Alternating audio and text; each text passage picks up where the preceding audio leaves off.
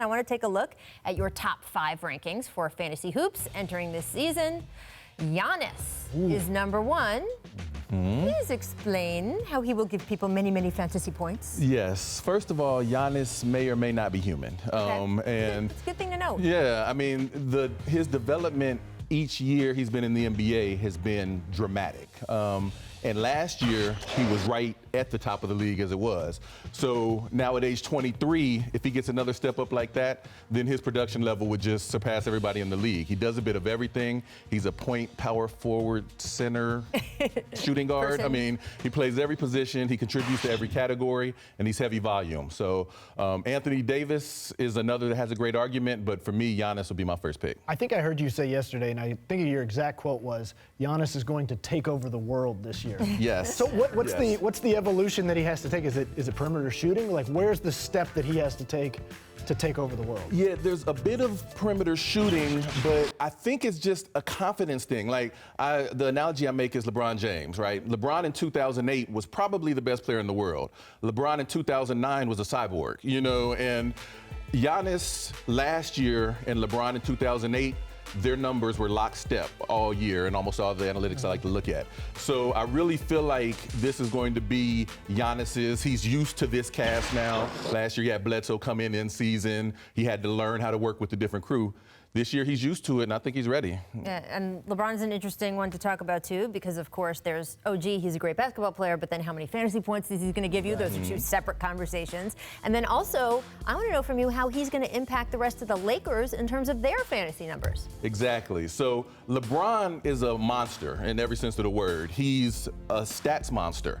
And when you add him to a team like the Lakers, last year they had those young players, but those young players got to play and shoot as much as they wanted. Now LeBron is there. He's going to be handling the ball. He's going to be taking shots. He's going to be passing the ball. So stats that maybe would have gone to some of the youngsters last year, he's going to absorb, which does hurt their fantasy prospects, especially in points leagues. Now in rotisserie leagues, the fact that they're playing with a guy who's going to draw the entire opposing defense might help their shooting percentages, which can help in a league like that. But in a points-based league was based on volume, they may all take a step back. Now you have Joel Embiid ranked 18th. You have Ben Simmons ranked 11th.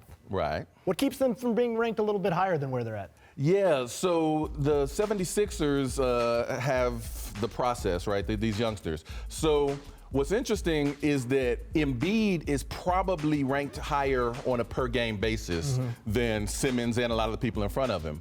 But, I mean, he only played 31 games his first 3 seasons in the league. He played 60-something last year, which was a big step in the right direction. But when I'm doing these projections, I have to factor in the likelihood of how many games are played. And so that works against Embiid. For Simmons, he's actually, as you said, he's knocking on the top 10. In some leagues, he'd be a first-round pick. And in points-based leagues in particular, the fact that he's passing the ball and getting assists, in ESPN standard leagues, assists are worth 2 points. And so, you know, being the point guard on this young tandem helps out his ranking. And it is so interesting because different leagues, you know, sort of rank stats or weigh stats differently. So I know people have a fantasy team in one league and then in another, and they're completely different teams because it depends on who's weighting what. I do want to get to the Celtics, though, because you get Gordon Hayward back. You get Kyrie Irving back this season. So how does that affect everybody's fantasy value? Exactly. So the very thing that makes the Celtics into legitimate contenders this year is they have all of this talent. Their young talent showed last year that they were ready for the big time, and now you've got the 2 veterans coming back. But again, fantasy is based all about the box score. It's based on volume.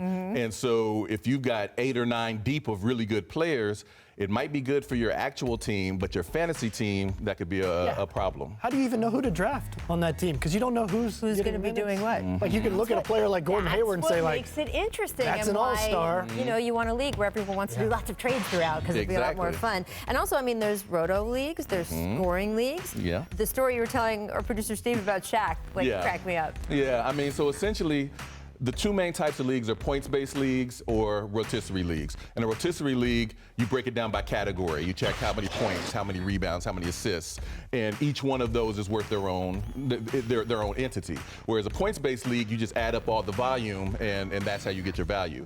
So a guy like Shaq, when I started playing fantasy, he was the best player in the world. He was doing those types of Shaq things, scoring 30 and 15 a night. But in rotisserie leagues, you couldn't draft him because he was a terrible free throw shooter, and he shot a lot of free throws. I love this.